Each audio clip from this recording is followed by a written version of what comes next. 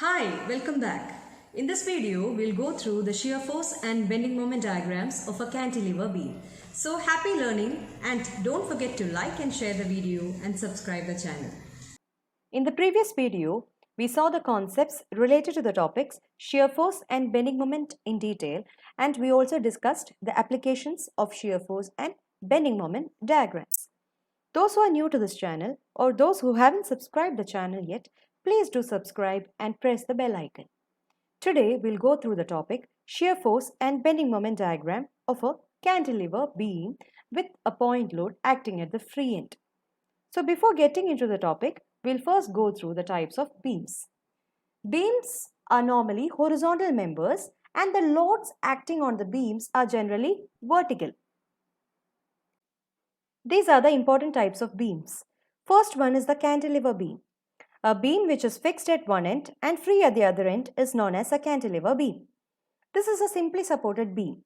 A beam supported or resting freely on the supports at both its ends is known as a simply supported beam. One end will have a hinge support and the other end will have a roller support. This is an overhanging beam. If the end portion of the beam is extended beyond the support, that is, this is known as the overhanging portion. Such a beam is known as an overhanging beam.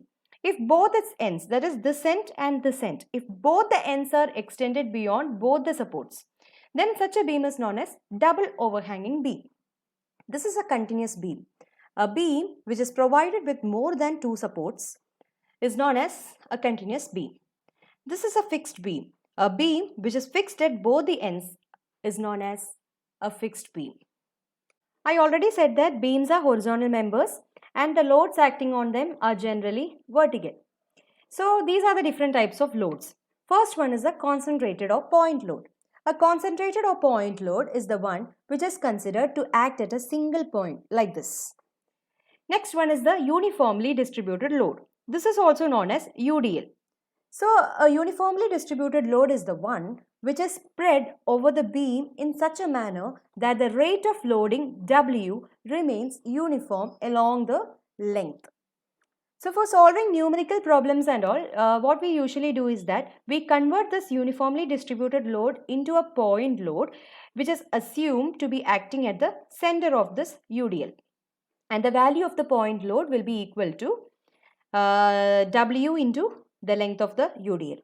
Next one is uniformly varying load.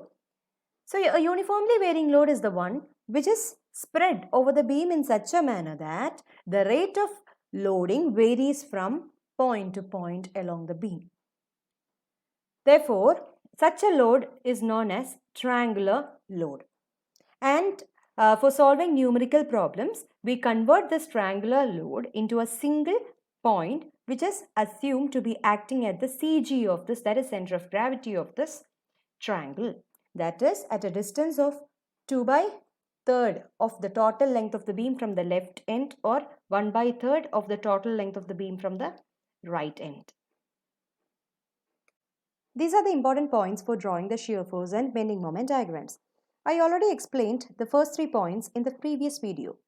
We have to first consider a section and then choose left portion or right portion of the section.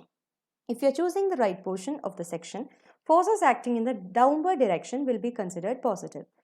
Or if you are choosing the left portion of the section, forces acting in the upward direction will be considered positive. Suppose we choose the right portion of the section. Then the forces acting in the downward direction will be considered positive, right? So we have to find out the resultant force acting on the right side of the section. If the resultant force acting on the right side of the section is in the downward direction, then the shear force will be positive and the value of the shear force will be equal to the resultant force. And in the case of bending moment, in order to check whether the bending moment is positive or not, we have to consider any one portion of the section. If we are considering the right portion of the section, the moments created by the forces and reactions in the counterclockwise direction will be considered as positive. If we are considering the left portion of the section, if the moment is in the clockwise direction, then such a moment will be considered positive. Shear force diagram will increase or decrease suddenly by a vertical straight line at the section where there is a point load. That is, we indicate shear force in the shear force diagrams using vertical straight line. If at the section we have a point load, then we indicate the shear force at that point using the vertical straight line. Shear force between two vertical loads will be constant, and hence the shear force diagram between the two vertical loads will be horizontal. Because between the two vertical loads there won't be any other load. So the shear force between the two loads will be horizontal. This will be clear to you when we start solving the problem. Positive values of shear force and bending moment are plotted above the baseline. Similarly, negative values of shear force and bending moment will be plotted below the baseline. And one more point, the bending moment at the two supports of a simply supported beam and at the free end of a cantilever beam will be 0. So this has to be kept in mind while drawing the shear force and bending moment diagrams. Let's see how we can draw the shear force and bending moment diagrams of a cantilever beam with a point load at the free end.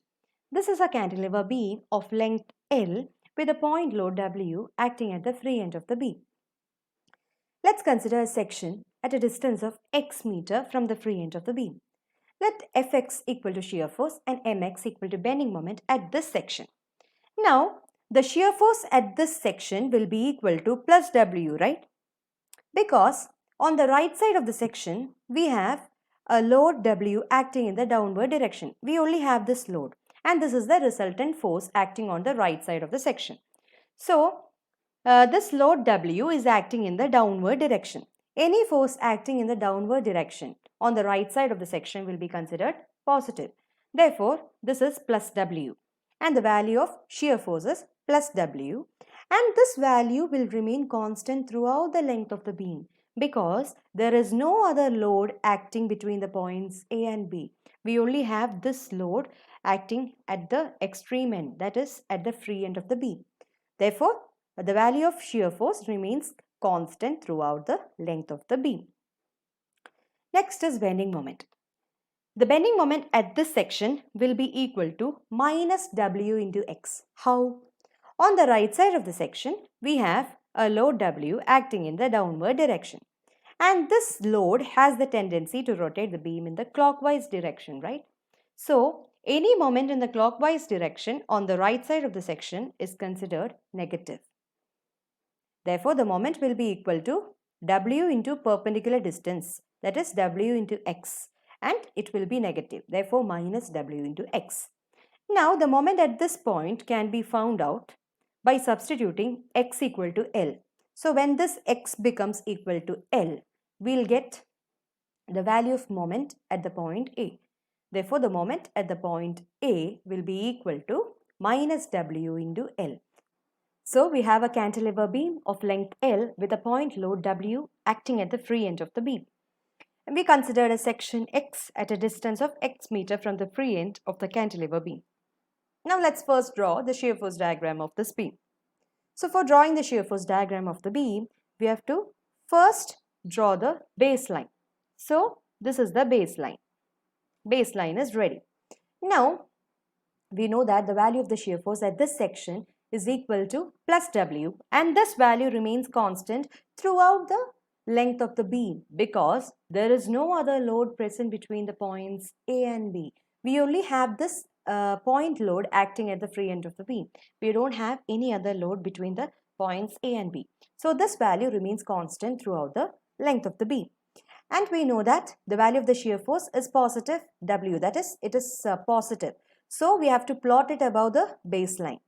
And we'll indicate this value of the shear force using a vertical straight line. Okay, and we know that this value remains constant throughout the length of the beam. So we'll indicate that using a horizontal line. So this is the shear force diagram of the cantilever beam with a point load acting at the free end. And we know that this value of plus W will remain constant throughout the length of the beam. And after plotting this, we can shade the region. So this is the shear force diagram of the cantilever beam. Now let's draw the bending moment diagram of this beam. We know that the bending moment at the free end of a cantilever beam is 0. And we obtain the value of bending moment at this section x, that is at a distance of x meter from the free end of the beam. We have the value of bending moment equal to minus w into x. So when this x becomes equal to L, that is at the point A, we'll have the value of bending moment equal to minus w into L. And since this value of bending moment is negative, we'll plot that below the baseline. So first let's draw the baseline. Now we know that at this point, that is at the point B, the bending moment value is 0. And at the point A, we have the bending moment value equal to minus W into L. This is W into L. Okay, since it's negative, we have plotted it below the baseline. Now we'll join these 2 points. So this is the bending moment diagram of the cantilever beam with a point load at the free end, and we can shade this area. So this is the shear force and bending moment diagrams of a cantilever beam with a point load acting at the free end of the beam. This is the shear force diagram and this is the bending moment diagram.